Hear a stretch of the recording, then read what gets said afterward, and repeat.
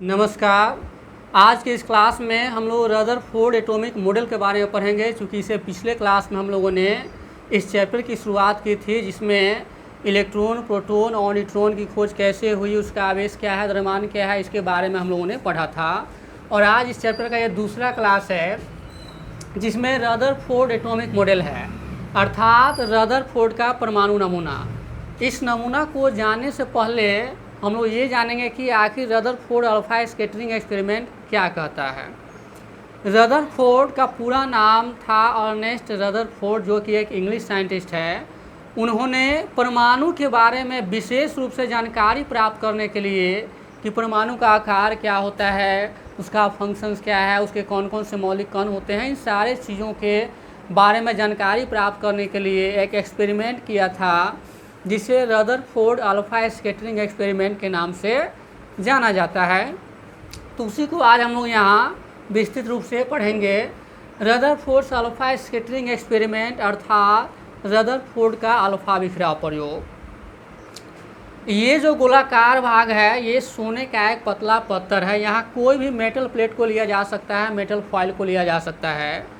चूँकि सभी मेटल में गोल्ड ही एक ऐसा मेटल होता है जिसको हम अधिक से अधिक पतला कर सकते हैं। चूँकि हमको केवल परमाणु के बारे में अध्ययन करना था, इसलिए यहाँ केवल सोने के पतले पत्थर को लिया गया है। चूँकि सोना एक ऐसा धातु होता है जिसको पीट करके काफ़ी पतला किया जा सकता है, यानी कागज़ से ही पतला।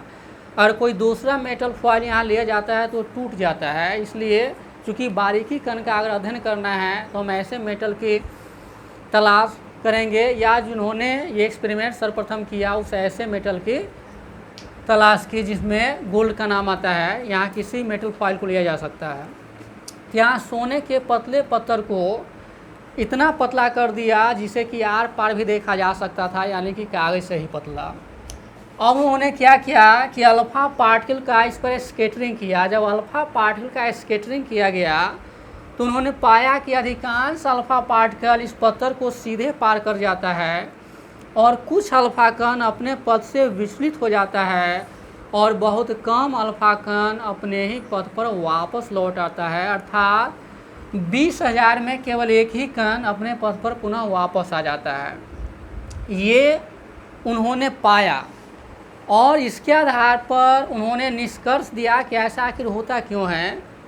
तो निष्कर्ष में उन्होंने ये दिया, रिजल्ट में ये दिया कि चूँकि अधिकांश अल्फा कण पत्थर को सीधे पार कर जाता है, इससे यह स्पष्ट होता है कि परमाणु का अधिकांश भाग खोखला होता है, यानी कि खाली होता है, एम्प्टी होता है। फिर यहाँ दूसरे पॉइंट उन्होंने बताया कि कुछ अल्फा कण अपने पथ से विचलित हो जाता है, तथा बहुत कम अल्फा कण अर्थात 20,000 में केवल एक कण पुनः अपने ही पथ पर वापस आ जाता है। इससे यह स्पष्ट होता है कि परमाणु के मध्य में धन आवेश से आवेशित नाभिक यानी कि केंद्रक मौजूद रहता है। तो यहाँ केंद्रक का पता कैसे चला? यहाँ पहले से ज्ञात है कि अल्फा पार्टिकल, हीलियम को ही अल्फा पार्टिकल कहा जाता है, जिस पर यहाँ +2 यूनिट पॉजिटिव चार्ज और 4 यूनिट इसका मास होता है। तो जब ये पॉजिटिव चार्ज पार्टिकल जा रहा है और पॉजिटिव चार्ज पार्टिकल जो है वो डिफ्लेक्ट कर रहा है यहाँ पर, इसका मतलब है कि इसके केंद्र में पॉजिटिव चार्ज मौजूद है। चूँकि समान चार्जेज में विकर्षण होता है और असमान चार्जेज में आकर्षण होता है, तो यहाँ पॉजिटिव चार्ज पार्टिकल को दूर भागने का मतलब यहाँ हो जाता है कि यहाँ भी पॉजिटिव चार्ज मौजूद है, जिससे न्यूक्लियस का पता चला था। अर्थात रदरफोर्ड के अल्फा स्कैटरिंग एक्सपेरिमेंट के दौरान ही यहाँ न्यूक्लियस का पता चला था। तो अब हम लोग आगे चलेंगे कि इसका निष्कर्ष क्या निकला, रिजल्ट क्या निकला रदरफोर्ड के अल्फा स्कैटरिंग एक्सपेरिमेंट का।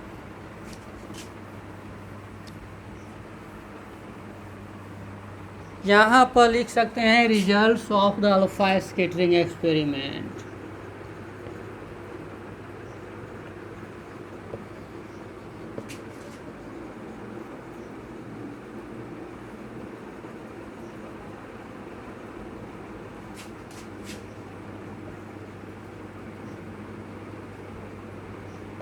Results of the alpha scattering experiment अर्थात अल्फा बिखराव प्रयोग का क्या निष्कर्ष। पहला निष्कर्ष ये हुआ चूंकि अधिकांश अल्फा कण उस पत्थर को सीधे पार कर जाता है, इससे स्पष्ट होता है कि परमाणु का अधिकांश भाग खोखला होता है, खाली होता है।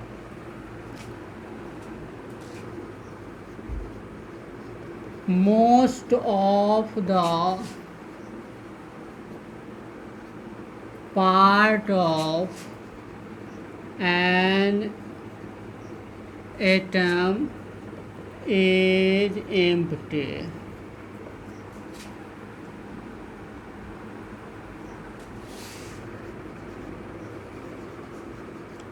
Because most of the alpha particles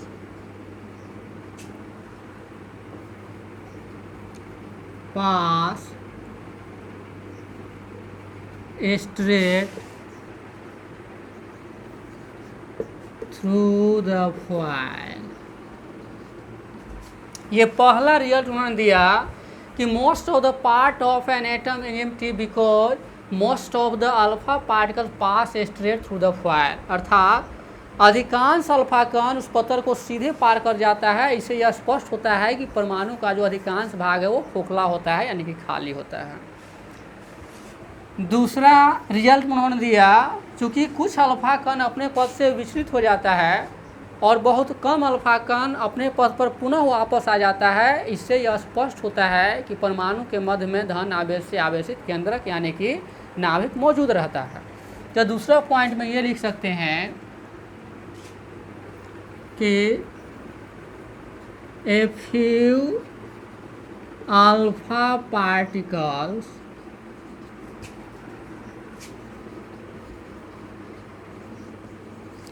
deflected and reflected back।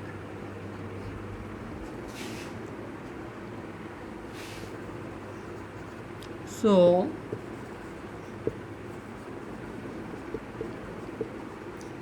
positive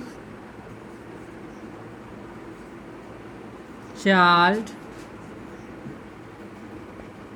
center is present in the center of an atom। A few alpha particles deflected and reflected back, so the positive charge center is present in the center of an atom। अर्थात कुछ alpha कण अपने पथ से विचलित हो जाता है और कुछ अपने पथ पर पुनः वापस आ जाता है। इससे यह स्पष्ट होता है कि परमाणु के मध्य में धन आवेश से आवेशित केंद्रक यानी कि नाभिक वर्तमान होता है, जिसे न्यूक्लियस के नाम से जाना जाता है। तो इस प्रकार से रदरफोर्ड के अल्फा स्कैटरिंग एक्सपेरिमेंट से यहाँ न्यूक्लियस का पता चला था। तो ये जो 2 पॉइंट हुआ, ये अल्फा स्कैटरिंग एक्सपेरिमेंट का ये रिजल्ट हुआ, यानी कि परिणाम हुआ, इसको निष्कर्ष कर सकते हैं। पुनः एक बार इसे हम जान लें। चूँकि अल्फा स्कैटरिंग एक्सपेरिमेंट में उन्होंने देखा कि जब अल्फा पार्टिकल का स्कैटरिंग किया जाता है तो उसमें से अधिकांश अल्फा पार्टिकल पत्थर को सीधे पार कर जाता है। इससे स्पष्ट होता है कि उसका अधिकांश भाग खोखला होता है, खाली होता है, एम्प्टी होता है। कुछ अल्फा कण अपने पथ से विचलित हो जाता है तथा कुछ अपने ही पथ पर वापस आ जाता है। इससे यह स्पष्ट होता है कि परमाणु के मध्य में धन आवेश से आवेशित केंद्रक मौजूद रहता है। ये हुआ रिजल्ट जो अल्फा स्कैटरिंग एक्सपेरिमेंट का है। अब इस रिजल्ट के आधार पर रदरफोर्ड ने अपना एक परमाणु का नमूना प्रस्तुत किया, जिसे रदरफोर्ड के परमाणु नमूना के नाम से जाना जाता है। तो इस आधार पर हम रदरफोर्ड के परमाणु नमूना को भी परिभाषित कर सकते हैं।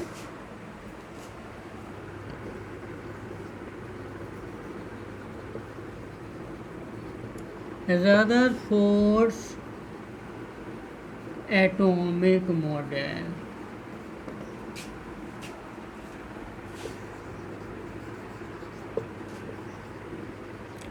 On the basis of alpha scattering experiment,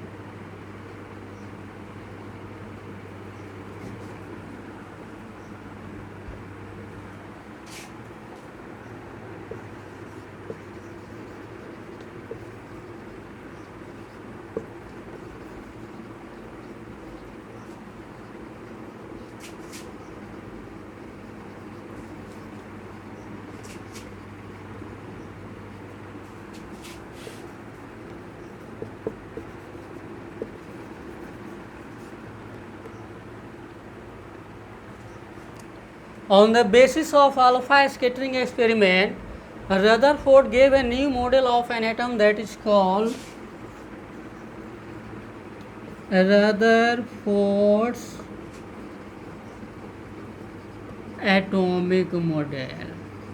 अर्थात रदरफोर्ड ने अपने अल्फा विखराव प्रयोग के आधार पर परमाणु का एक नमूना प्रस्तुत किया था, जिसे रदरफोर्ड के परमाणु नमूना के नाम से जाना जाता है। इसको हम इस तरह से परिभाषित कर सकते हैं कि on the basis of alpha scattering experiment Rutherford gave a new model of an atom that is called Rutherford's atomic model. अर्थात रदरफोर्ड ने अपने अल्फा विखराव प्रयोग के आधार पर परमाणु का एक नमूना प्रस्तुत किया, एक नया नमूना दिया, जिसे रदरफोर्ड के परमाणु नमूना के नाम से जानते हैं। अब उन्होंने इसके साथ कुछ महत्वपूर्ण बिंदुओं को ही प्रस्तुत किया, जो इस प्रकार है। इसमें पहला पॉइंट उन्होंने ये दिया कि परमाणु का आकार जो होता है वो स्फेरिकल होता है, यानी कि गोलाकार होता है। तो यहाँ लिख सकते हैं कि the shape of an atom is spherical। पहला पॉइंट उन्होंने दिया कि परमाणु का जो आकार होता है वो गोलाकार होता है, यानी शेप जो है स्फेरिकल होता है। दूसरा,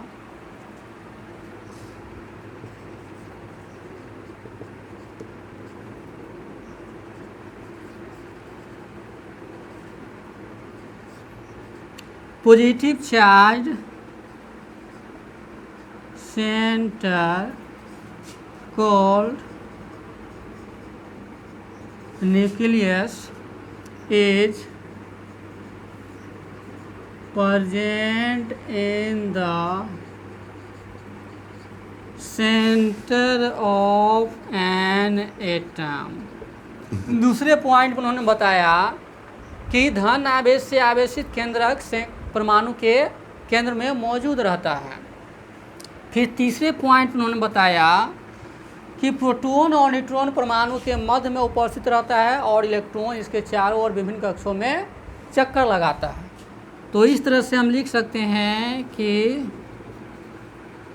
protons and neutrons are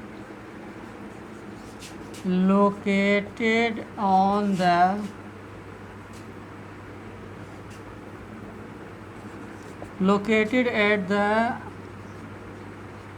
center of an atom and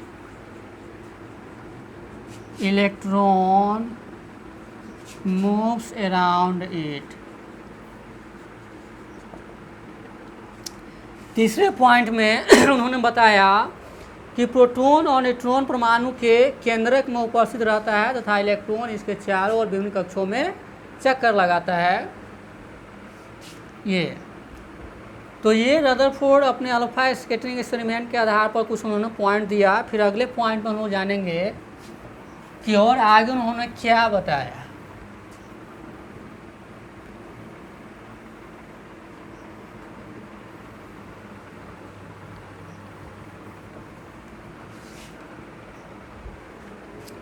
चौथे पॉइंट उन्होंने बताया कि परमाणु का जो कुल धन आवेश और जो मास होता है उसे केंद्र में ही केंद्रित होता है। ऐसा इसलिए कि परमाणु के केंद्रक में प्रोटॉन और न्यूट्रॉन उपस्थित रहता है।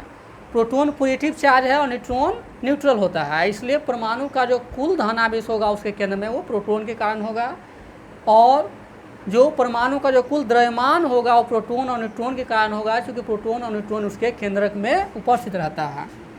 तो इस प्रकार से हम चौथे पॉइंट में लिख सकते हैं कि the whole mass and positive charge are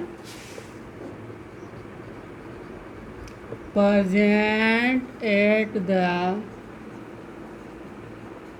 center of an atom।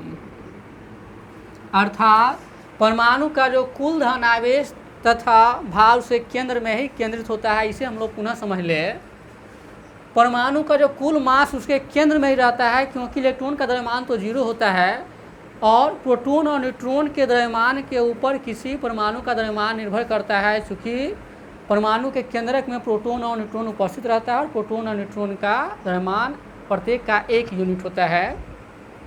इसी प्रकार जो उसका कुल जो पॉजिटिव चार्ज है वो केंद्र में ही रहता है, चूँकि प्रोटॉन पर प्लस चार्ज होता है और न्यूट्रॉन न्यूट्रल होता है। इसलिए परमाणु का जो कुल आवेश होगा वो उसके केंद्र में ही केंद्रित होता है, जो धन आवेश है वो। तो उन्होंने चौथे पॉइंट बताया कि the whole mass and positive charge are present at the centre of an atom, अर्थात परमाणु का जो कुल द्रव्यमान और उसका धन आवेश उसके केंद्र में ही केंद्रित रहता है। फिर अगले पॉइंट उन्होंने बताया कि परमाणु पूर्णतः उदासीन होता है, क्योंकि उसमें धन आवेशित प्रोटॉन की संख्या ऋण आवेशित इलेक्ट्रॉन की संख्या के बराबर होता है। तो इस प्रकार से हम लिख सकते हैं कि atom is electrically neutral because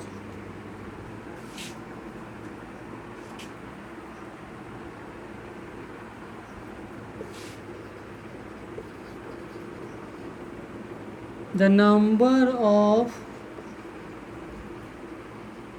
protons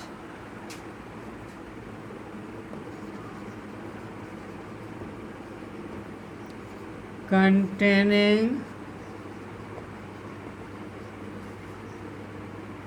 positive charge are equal to the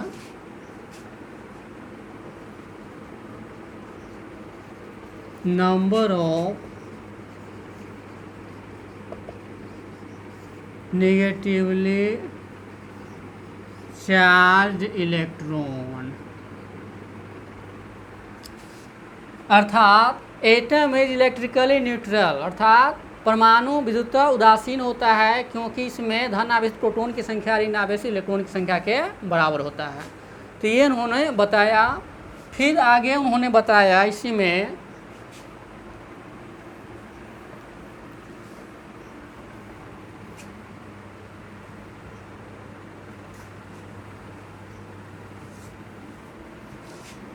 इसमें जो अल्फा पार्टिकल जो डिफ्लेक्ट कर रहा था उसे एक कोण वहाँ पर बनता है, उसको एंगल ऑफ डेविएशन कहा जाता है, विचलन कोण। इन विचलन कोणों के आधार पर रदरफोर्ड ने परमाणु त्रिज्या तथा नाभिक के त्रिज्या का गणना किया। तो उन्होंने पाया कि परमाणु त्रिज्या का मान 10⁻⁸ सेंटीमीटर तथा नाभिक के त्रिज्या का मान 10⁻13 सेंटीमीटर होता है। अर्थात परमाणु अपने केंद्रक से 10⁵ गुना ज़्यादा बड़ा होता है। तो उसे हम लिख सकते हैं छठे पॉइंट में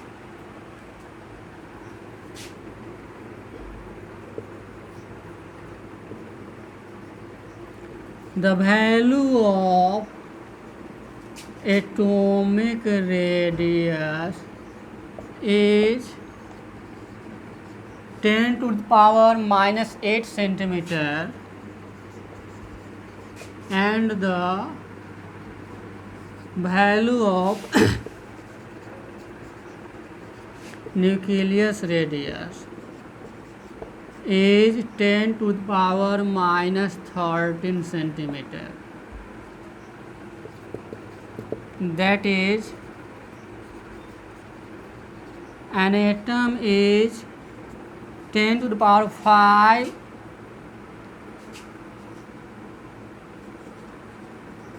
part larger than its nucleus। इसका मतलब ये हुआ कि परमाणु त्रिज्या का मान 10⁻⁸ सेंटीमीटर तथा नाभिक के त्रिज्या का मान 10⁻13 सेंटीमीटर होता है। अर्थात परमाणु अपने न्यूक्लियस से 10⁵ गुना ज़्यादा बड़ा होता है। उसी को यहाँ लिखा गया the value of atomic radius से 10⁻⁸ centimetre and the value of nucleus radius is 10 to the power minus 13 centimeter. That is, an atom is 10 to the power 5 parts larger than its nucleus. ये सभी point Rutherford ने अपने परमाणु नमूना में कही थी अल्फा बिखराव प्रयोग के आधार पर।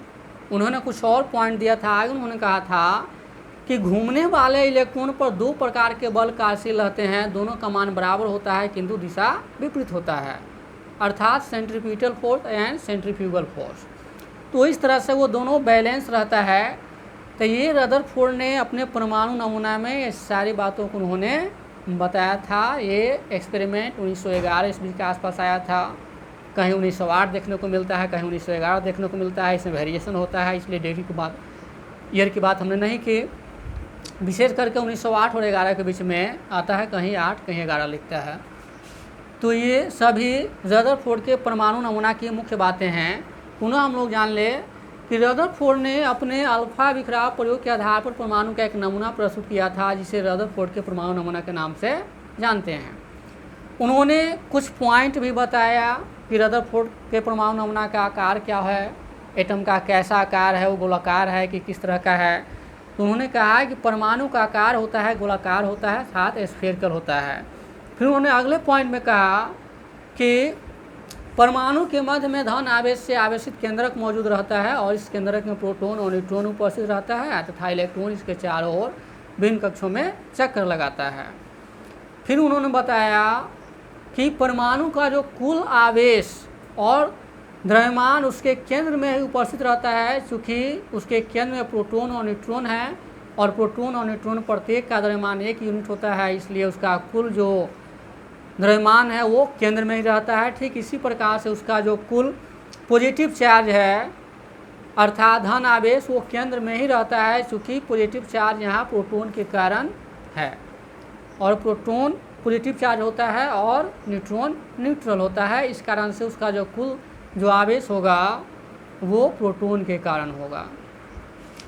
फिर उन्होंने एंगल ऑफ डेविएशन के आधार पर अर्थात विचलन कोणों के आधार पर परमाणु त्रिज्या तथा नाभिक के त्रिज्या का गणना किया।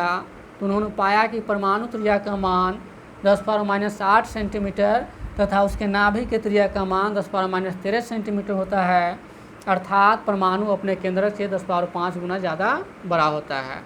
फिर उन्होंने अगले पॉइंट में बताया कि घूमने वाले इलेक्ट्रॉन पर दो प्रकार के बल कार्यशील रहते हैं, दोनों का मान बराबर होता है, जिससे वो पॉजिटिव चार्ज सेंटर के चारों ओर वो इलेक्ट्रॉन बैलेंस रहता है। फिर इसमें कुछ डिमेरिट भी आ गया। जब नया एटॉमिक मॉडल आया जो नील्स बोर का एटॉमिक मॉडल जो प्लांक क्वांटम सिद्धांत पर आधारित है, वो आ जाने के बाद इसमें कुछ डिमेरिट निकल गया। इसलिए अब अगला टॉपिक जब हम लोग अध्ययन करते हैं वो रदरफोर्ड के डिफेक्ट है परमाणु नमूना का।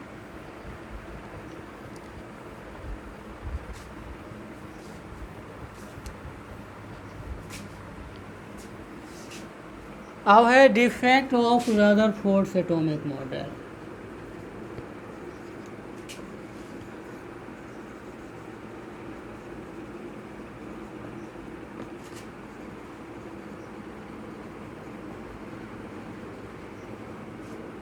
रदरफोर्ड के परमाणु नमूना के दोष। रदरफोर्ड के बाद नील्स बोर आए, उन्होंने अपना परमाणु नमूना प्रस्तुत किया जिसे बोर का परमाणु नमूना कहते हैं। यह परमाणु नमूना प्लांक के क्वांटम सिद्धांत पर आधारित है। तो वो आ जाने से इसमें कुछ डिमेरिट निकल गया जिसका अध्ययन हम अभी करेंगे। इसमें पहला डिमेरिट ये है कि रदरफोर्ड के परमाणु नमूना से हाइड्रोजन स्पेक्ट्रम की व्याख्या नहीं हो पाता है। जो सिंपल सा एलिमेंट है हाइड्रोजन उसके स्पेक्ट्रम की व्याख्या नहीं हो पाता है, तो फिर अन्य एलिमेंट के स्पेक्ट्रम की व्याख्या तो दूर है। तो ये रदरफोर्ड का परमाणु नमूना जो है वो हाइड्रोजन स्पेक्ट्रम की व्याख्या नहीं कर पाता है। फिर रदरफोर्ड ने सिर्फ इतना बताया था कि केंद्र के चारों ओर इलेक्ट्रॉन तो मूव करता है, लेकिन वो किस कक्ष में कितना इलेक्ट्रॉन मूव करता है ये नहीं बताया था। तो ये दूसरा डिमेरिट हो जाता है कि रदरफोर्ड के परमाणु नमूना से किसी कक्ष में वर्तमान इलेक्ट्रॉन की अधिकतम संख्या का पता नहीं चलता है। ये इसका दूसरा डिमेरिट हो गया। पहला हो गया कि Rutherford atomic model does not explain about hydrogen spectrum. दूसरे में उन्होंने कहा या उनके डिमेरिट में ये निकला जो बोर के द्वारा दिया गया था कि Rutherford atomic model does not explain about the maximum number of electron present in any orbit, अर्थात किसी ऑर्बिट में उपस्थित इलेक्ट्रॉन की अधिकतम संख्या का पता रदरफोर्ड के परमाणु नमूना से नहीं चलता है। फिर तीसरे पॉइंट उन्होंने बताया,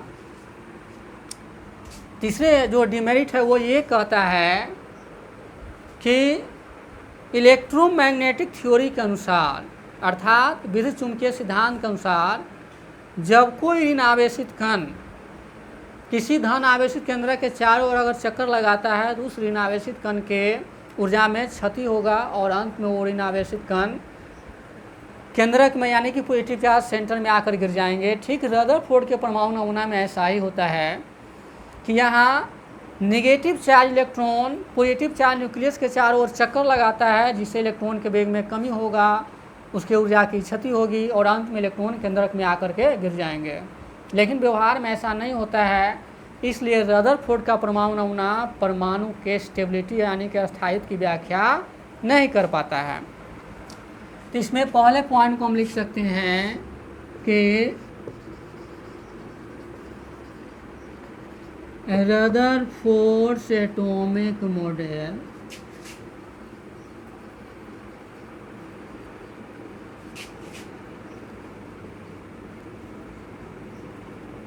does not explain about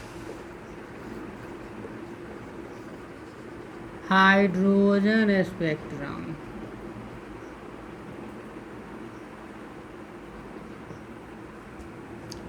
दूसरा में है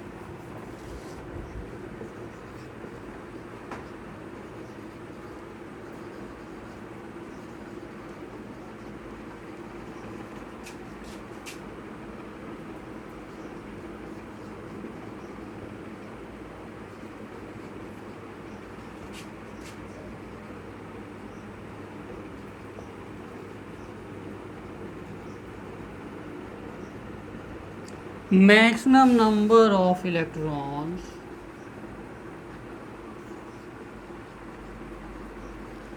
present in any orbit। Rutherford atomic model does not explain about hydrogen spectrum, अर्थात रदरफोर्ड का परमाणु नमूना परमाणु हाइड्रोजन स्पेक्ट्रम की व्याख्या नहीं करता है। दूसरा में है this model does not explain about maximum number of electron present in any orbit, अर्थात किसी भी कक्ष में इलेक्ट्रॉन की अधिकतम संख्या का पता रदरफोर्ड के परमाणु नमूना से नहीं होता है। अब तीसरा पॉइंट ये कहता है कि चूँकि रदरफोर्ड के परमाणु नमूना में क्या है कि जो धन आवेशित केंद्रक है उसके चारों ओर इलेक्ट्रॉन चक्कर लगा रहा है।